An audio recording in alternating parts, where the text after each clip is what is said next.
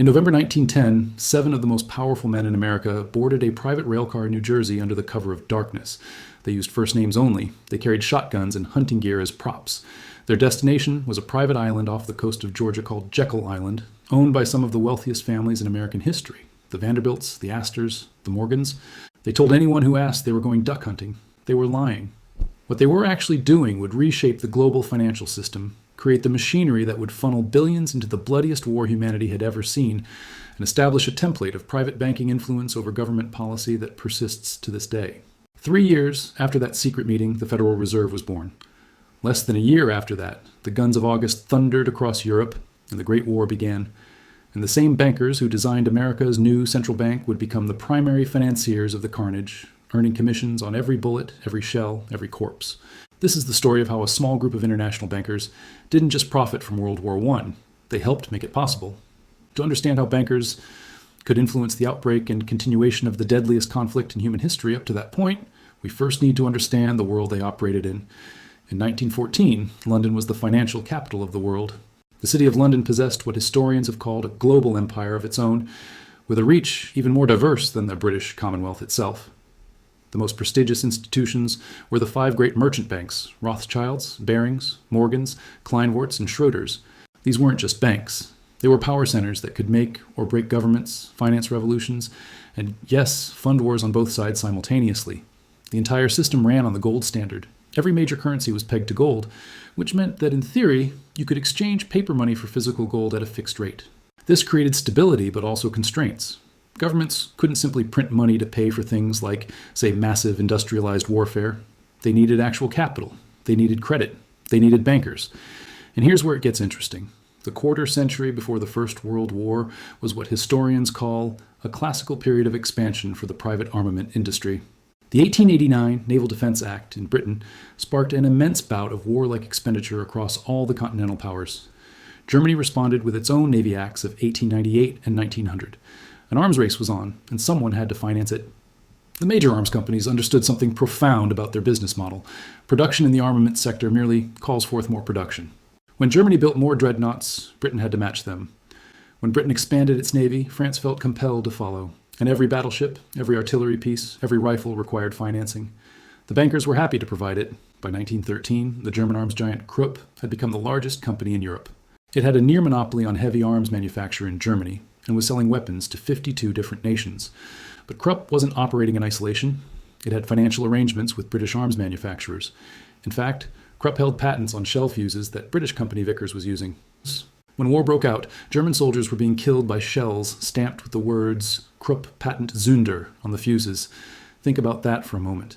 German troops torn apart by artillery using German patented technology, manufactured by a British company, financed by international banking houses that had investments on both sides. This wasn't an accident. This was the system working exactly as designed. Now let's go back to that private railcar heading south through the night in November 1910. The men aboard represented approximately 1/4 of the world's wealth. There was Senator Nelson Aldrich, the Republican power broker whose daughter was married to John D. Rockefeller, Jr. There was Henry Davison, a senior partner at J.P. Morgan. There was Frank Vanderlip, president of the National City Bank of New York, which represented Rockefeller interests. There was Paul Warburg, a partner at Kuhn, Loeb and Company, who had been decorated by the German Kaiser just 2 years earlier. And there were others, each representing major financial interests. These men went to extraordinary lengths to keep their meetings secret. They traveled by first name only. They brought hunting equipment they never intended to use. Warburg, who had never held a shotgun in his life, carried one as a prop. The participants themselves denied the meeting had occurred for 20 years. When journalist Beasis Point de C. Wepamumi Forbes somehow learned about the trip and wrote about it in 1917, people dismissed it as fiction. Why the secrecy? Because they knew that if the American public discovered that Wall Street bankers were designing the country's new central banking system, the plan would be dead on arrival. Americans had a deep distrust of concentrated financial power. The previous 2 attempts to establish central banks in the United States had failed precisely because people perceived them as tools of wealthy bankers and rich financiers. So these men created a plan and called it something else. They worked for over a week in isolation on Jekyll Island, hammering out what would become the Aldrich Plan, which, after some political modifications, became the Federal Reserve Act of 1913. As one banker later exulted to the American Bankers Association, the measure recognizes and adopts the principles of a central bank. The Federal Reserve began operations in November 1914, just 3 months after the guns of August shattered the peace of Europe. The timing was not coincidental. When war erupted in Europe in August 1914, President Woodrow Wilson declared American neutrality. Secretary of State William Jennings Bryan, a committed pacifist, implemented a policy prohibiting American banks from making loans to the belligerent powers. War, Bryan believed, should not be a profitable enterprise for American financiers. The policy lasted less than a year. Within months of the war's outbreak, J.P. Morgan and Company had positioned itself as the financial lifeline of the Allied powers. In August 1914, Morgan partner Henry Davison traveled to London and arranged a deal with the Bank of England that made his firm the exclusive sponsor of all credits to the British government floated on American markets. This was one of the most lucrative single contracts in American history. From 1915 until well after the United States entered the war, J.P. Morgan was the official purchasing agent for the British government, buying cotton, steel, chemicals, and food. The commission was 1% on all purchases. By the spring of 1917, American bankers had loaned the Allies almost $3 billion, plus another $6 billion for exports. J.P. Morgan and Company alone underwrote $1.5 billion in war loans to London over the course of the conflict.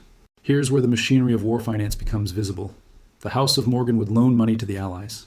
The Allies would then immediately send that money back to the United States to purchase war materials from American companies. Morgan, acting as both banker and purchasing agent, received commissions on transactions in both directions. It was an extraordinarily profitable arrangement, but there was a problem. By late 1916, Britain had exhausted its collateral. The British had sold off their holdings of American securities. They were now dependent on unsecured loans for further purchases. The well was running dry. This created an uncomfortable situation for the Wilson administration. By early 1917, J.P. Morgan was so deeply committed to Britain that the bank itself was at risk. As the historian Niall Ferguson noted, it was Morgan as much as Britain which was bailed out in 1917. When Wilson finally brought America into the war in April 1917, he guaranteed repayment of all those Allied loans. The American taxpayer would now ensure that Morgan and other bankers would be reimbursed if the Allies defaulted. Murray Rothbard, the economist and historian, put it bluntly, "At the moment of great financial danger for the Morgans, the advent of World War I came as a godsend."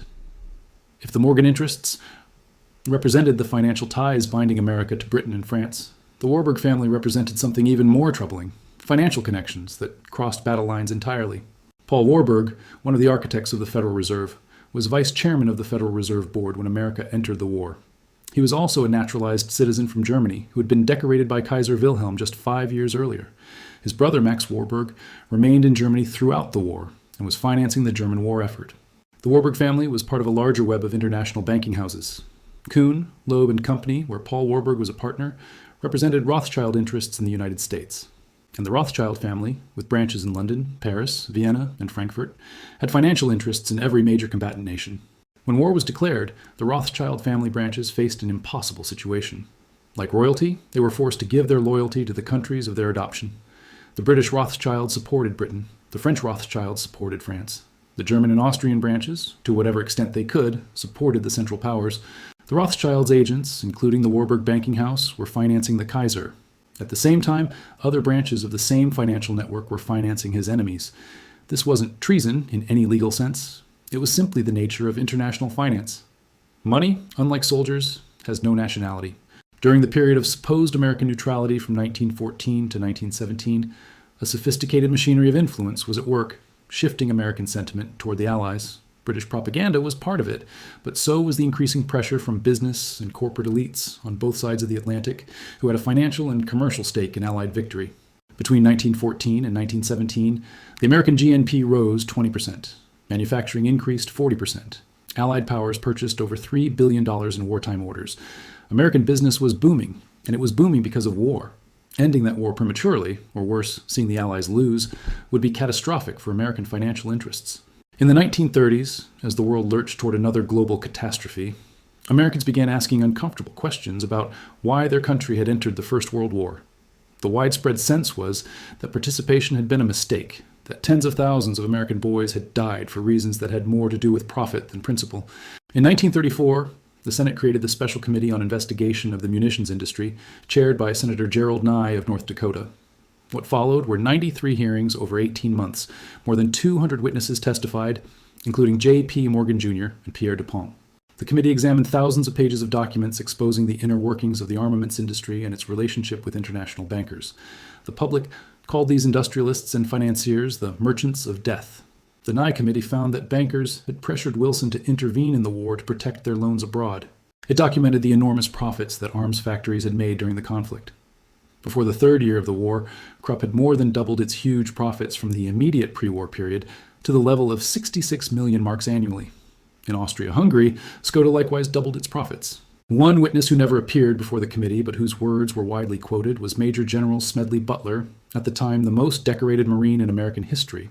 Butler gave a speech titled "War is a Racket," in which he said, "War is just a racket. A racket is best described, I believe, as something that is not what it seems to the majority of people.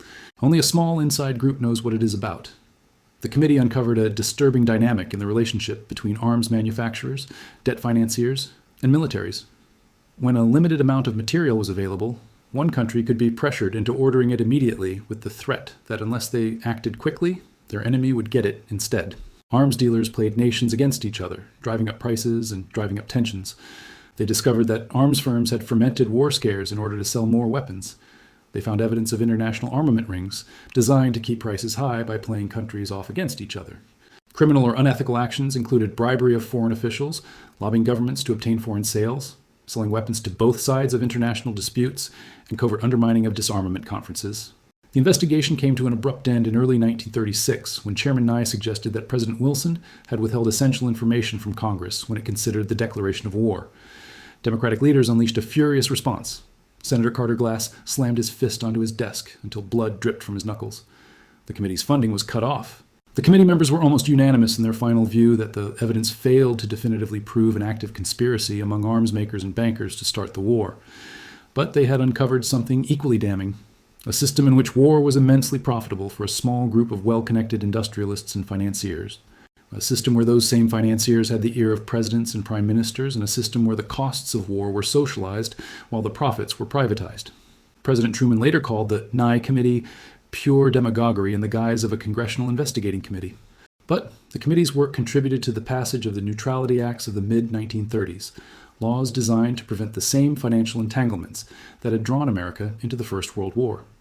Those laws, historians now generally agree, aided the rise of Nazi Germany. They were repealed in 1941, just before Pearl Harbor. Perhaps nothing illustrates the transnational nature of the armaments industry better than the relationship between British arms manufacturer Vickers and German arms giant Krupp. In 1902, years before the war, Vickers signed a deal with Krupp allowing them to use German blueprints for time and percussion shell fuses. Vickers was contractually obligated to pay royalties for 15 years for each contract and to communicate any improvements in design and manufacture back to Krupp. And when war broke out in August 1914, all payments to Germany were suspended under the Trading with the Enemy Act. Vickers was supposed to deposit royalty payments with the custodian of enemy properties. But here's where it gets remarkable. Vickers stopped paying royalties into that account while still including those royalties in the prices they charged the British government. Between 1914 and 1918, Vickers sold millions of fuses to the British government. By one estimate, they were paid over £10 million for just one type of fuse, the equivalent of around £200 million in modern money. Throughout those years, German soldiers were being killed by shells with fuses stamped with Krupp's patent marking. After the war, at the Anglo-German Mixed Arbitral Tribunal, Krupp demanded over £300,000 in unpaid royalties, plus interest for the entire non-payment period from 1914 to 1926. And in 1926, Vickers quietly paid £40,000 to settle the claim. The British government, which had been overcharged for fuses during the war, was left to recover overpaid royalties by deducting money from a final post-war settlement. None of this prevented Vickers director Basil Zaharoff from receiving a knighthood in 1919. Zaharoff, who had made his fortune selling arms to multiple nations and playing them against each other, became one of the wealthiest men in Europe after the war. The Krupp patents scandal demonstrated that national defense was often a smokescreen for international profit-making. Directors from British, American, French, and German firms sat on the same boards of international cartels. They had more in common with each other than with the soldiers dying in the trenches. The Federal Reserve System, which began operations in 1914, became the machinery that allowed the United States to finance the Allied war effort, and eventually its own participation in the conflict. The newly created powers of central banking provided the mechanism for channeling vast sums to the combatant nations without direct taxation of the American public. This was crucial. Direct taxation for war would have been politically difficult, perhaps impossible. But the Federal Reserve could create credit, could discount government securities, could facilitate loans that would only come due years in the future. The cost of war could be deferred, spread out, hidden in the complexity of modern finance. When America entered the war in 1917, this machinery went into overdrive. The Liberty Loan Program raised billions from American citizens, money that flowed immediately to pay off the debts Morgan had advanced to Britain at the outbreak of war. The first Liberty Loan was specifically used to pay off $400 million that Morgan had advanced to Great Britain. The Federal Reserve, designed in secret by bankers on a private island, had become the instrument through which American wealth was mobilized for European slaughter. World War I simultaneously strengthened the power and centralization of the Fed, the federal government, and the closely connected banker-industrial class. The men who had met on Jekyll Island in 1910 had built well. Their creation would outlast them all. When the guns finally fell silent on November 11th, 1918, the scale of destruction was almost incomprehensible. Over 17 million dead, 20 million wounded, empires that had stood for centuries reduced to rubble, an entire generation of young men wiped from the face of the earth. And in the aftermath, as the world surveyed the ruins, someone had to pay for reconstruction. The Treaty of Versailles demanded crushing reparations from Germany. And who would manage those payments? Who would handle the flow of capital across borders to rebuild a shattered continent? The bankers, of course. After the war, Morgan Guaranty managed Germany's reparation payments. The same financial houses that had financed the destruction now financed the reconstruction. J.P. Morgan would benefit massively from heavy investment in German reconstruction loans. The cycle of debt and profit continued. World War I elevated approximately 21,000 American investors into the brackets of millionaires and billionaires. The Rockefellers alone made in excess of $200 million from the conflict. Bernard Burrus, Wilson's industrial czar who handled all purchasing for the Allied powers, made fortunes in a single afternoon during the war. For every soldier who died in battle, as one historian calculated, international bankers made a profit of $10,000. Did bankers start World War I? And the question is too simple. The assassination of Archduke Franz Ferdinand provided the spark. Competing imperial ambitions provided the kindling, rigid alliance systems provided the accelerant, but finance provided the fuel. Without the credit extended by international banking houses, the arms race of the pre-war decades would have been impossible. Without loans to governments, the massive armies could not have been equipped. Without the financial machinery to sustain years of industrialized warfare, the conflict might have ended much sooner. The bankers didn't pull the triggers, but they manufactured the guns, financed the ammunition, profited from every shell, and had a vested financial interest in the war's continuation. And when peace threatened to break out prematurely, it was not in their interest. More troubling still is the question of influence. The men who met on Jekyll Island, who designed the Federal Reserve, who financed the Allied war effort, who held the ear of presidents and prime ministers, these men had enormous power to shape events. They used that power consistently to protect and expand their interests. When the Nye Committee investigated these connections in the 1930s, they found enough to convince the American public that entering the First World War had been a mistake. The neutrality acts that followed were an attempt to prevent the same entanglements from drawing America into another European conflict. Those laws failed. Within a few years, the world was at war again. And once again, American finance would play a central role in determining the outcome. The system established in the years before and during World War I persists today. The merger of private financial interests with government power that was visible on Jekyll Island has only grown stronger. The military-industrial complex that Eisenhower would warn about in 1961 has its roots in the armaments, cartels, and banking houses of the early 20th century. Today, Lockheed Martin, Raytheon, General Dynamics, Boeing, and Northrop Grumman hold a majority of Pentagon contracts. These are the descendants of the merchants of death. The bankers who financed them are the heirs of Morgan and Warburg and Schiff. War remains profitable. In fact, it may be more profitable than ever. The global war on terror proved a bonanza for the defense industry. The machinery of war finance, designed over a century ago, continues to churn. Senator Nye said in 1934, "I'm a believer in an adequate national defense." He wasn't opposed to weapons or to the people who made them. He was opposed to a system that incentivized conflict, that profited from death, that put private gain ahead of public interest. That system, in its essentials, remains unchanged. The bankers who gathered on Jekyll Island in 1910 have been dead for generations. But the architecture they designed continues to shape our world. The Federal Reserve they created still controls America's money supply. The intertwining of finance, government, and military power they exemplified has only grown more complete. Every war since 1914 has been financed through the systems they built. Every conflict has made someone wealthy. Every peace has been a problem to be managed rather than a goal to be achieved. The merchants of death never went away. They just got better at hiding.